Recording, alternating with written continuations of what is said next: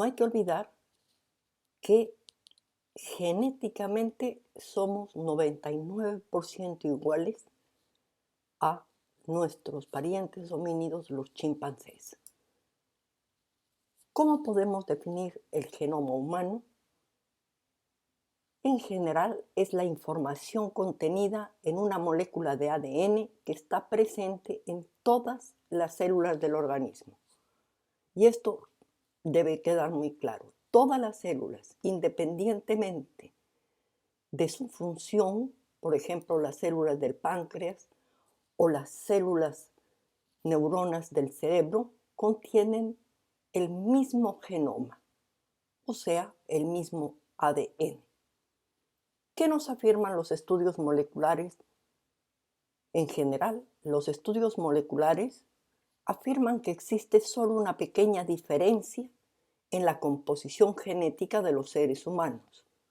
O sea, a pesar que todos poseemos el mismo ADN en nuestras células, dentro de nuestro ADN existen pequeñas diferencias y esas diferencias fundamentales las vamos a ver el día de hoy. Ahora, no existen razas y esto no me cansaré de decirlo, puesto que el ADN de cada persona es casi igual al de otra persona. Por lo tanto, nadie debe sentirse inferior o superior a otra persona desde el punto de vista de la genética. Esta información genética que tienen los seres vivos y que los hace ser como son, en general, viene determinado por el ADN. Por lo general entendemos con mayor o menor profundidad que el ADN está constituido de genes y estos genes es los que dan origen a nuestra individualidad. Nuestros 20.000 genes producen proteínas con funciones muy diferentes. Algunas generan las fibras de la piel o del pelo, otras hacen que los músculos se contraigan y otras transportan el oxígeno en la sangre. Muchas de las proteínas son enzimas que producen reacciones básicas para convertir la comida en músculo y energía, por ejemplo. Ahora, si nosotros observamos una célula, dentro del núcleo de la célula se va a encontrar el ADN, pero el ADN en el momento de división celular va a reorganizarse en cromosomas, como lo vemos, y el hombre posee 23 cromosomas que están organizados en pares en una célula humana. Ahora, cuando se hacen análisis genéticos, se utilizan marcadores genéticos que son segmentos del ADN con una ubicación física conocida ya en un cromosoma. Aparte de los genes que se encuentran en los cromosomas X y Y, todo un tercio de nuestro genoma se comporta de forma diferente dependiendo del género. Estos nuevos datos plantean muchos retos para la ciencia, la medicina e incluso a la igualdad de género. Tanto los hombres como las mujeres tienen prácticamente el mismo conjunto de genes, unos 20.000 genes, pero la única diferencia física en la composición genética está en los cromosomas sexuales. Ahora, el cromosoma Y solamente contiene 27 genes y uno de ellos, que es el gen SRY, que está muy bien mostrado en este gráfico, en las regiones en donde se encuentra, produce el cambio inicial en el conjunto de células del embrión de 12 semanas que desarrolla, por ejemplo, los testículos. Hasta hace poco se pensaba que la mera presencia o ausencia de este gen SRY era lo que distinguía a los hombres de las mujeres. Estimaciones genéticas afirman que podría haber otros 100 genes que se verían afectados de forma directa por los genes X o Y o por las hormonas que estos liberan. Aproximadamente un tercio de nuestros genes se comporta de forma diferente en hombres y en mujeres.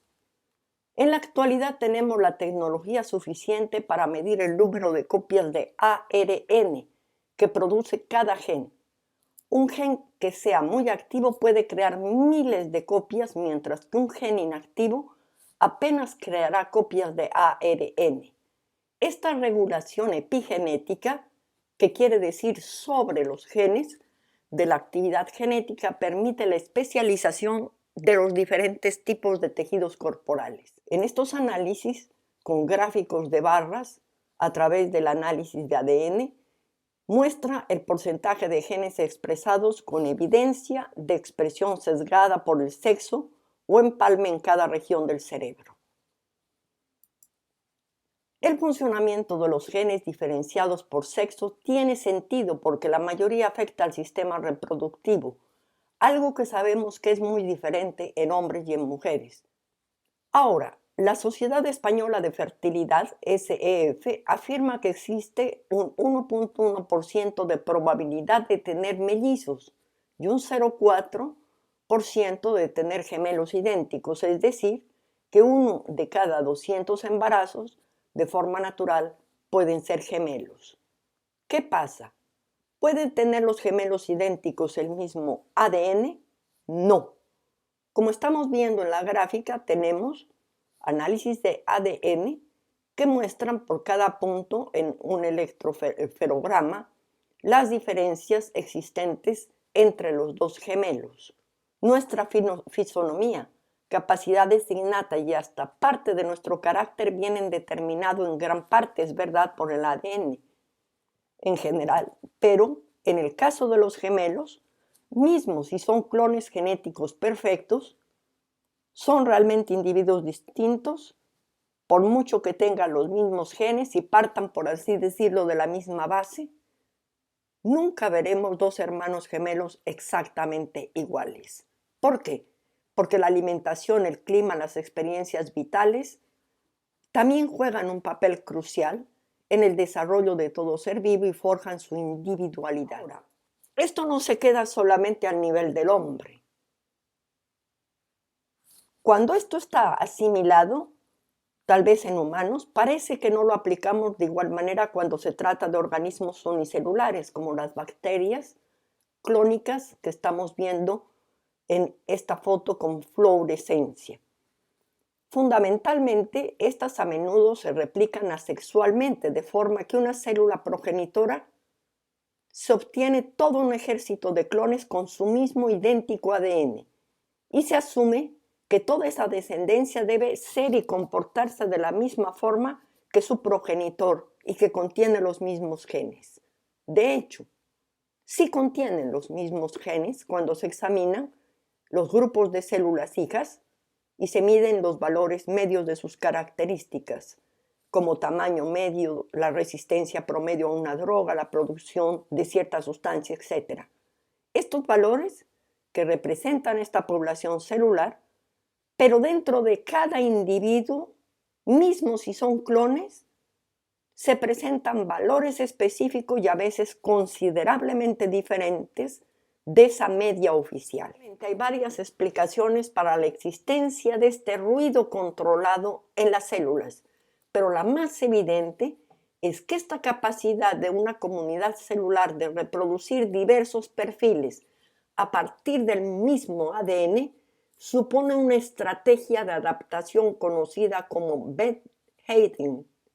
La población celular busca por encima de todo asegurar su supervivencia y para ello apuesta por producir individuos diferentes, aunque genéticamente idénticos. Una especie es un grupo de organismos que pueden reproducirse y producir descendencia fértil, genéticamente hablando.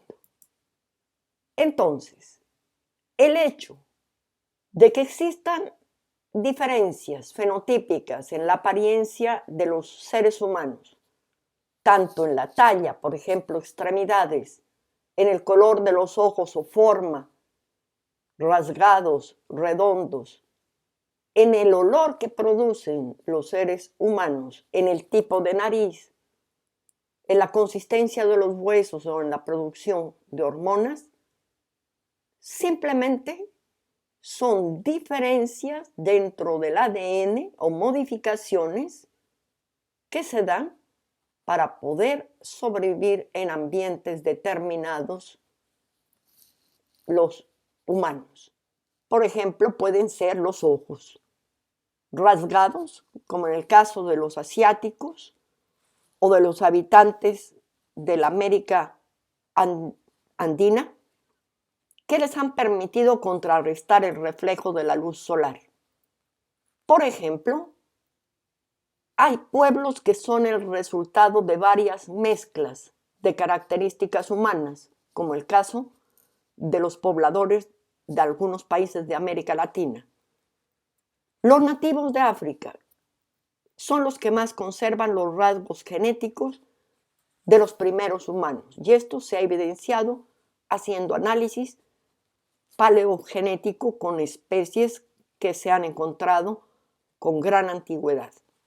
En Europa, por ejemplo, se perdió la pigmentación morena porque el cuerpo dejó de secretar melanina, como ya lo hemos dicho en otros programas. Pero repito, estas diferencias de apariencia, que los genetistas le denominan fenotípica, solo son el 6% del genoma humano, y este 6% nos hace distintos frente a la protección a algunos factores medioambientales, mas no nos hace que no podamos reproducirnos entre sí.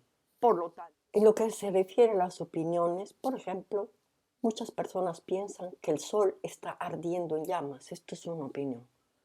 Pero el sol en realidad es una bola de gas. Cada segundo, 700 millones de toneladas de hidrógeno se convierten en 695 millones de toneladas de helio. Cuando esto sucede, la energía se libera en forma de rayos gamma que se convierten en luz. Entonces el sol emite luz y calor, pero no está en llamas, porque no hay oxígeno involucrado.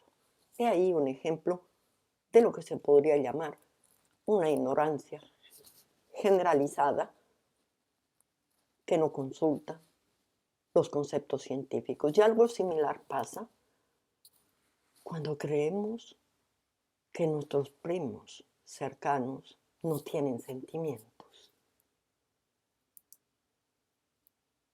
Y algo también pasa cuando creemos que los pueblos ancestrales simplemente se limitaron a hacer construcciones o se limitaron a hacer reproducciones sin un concepto inteligente.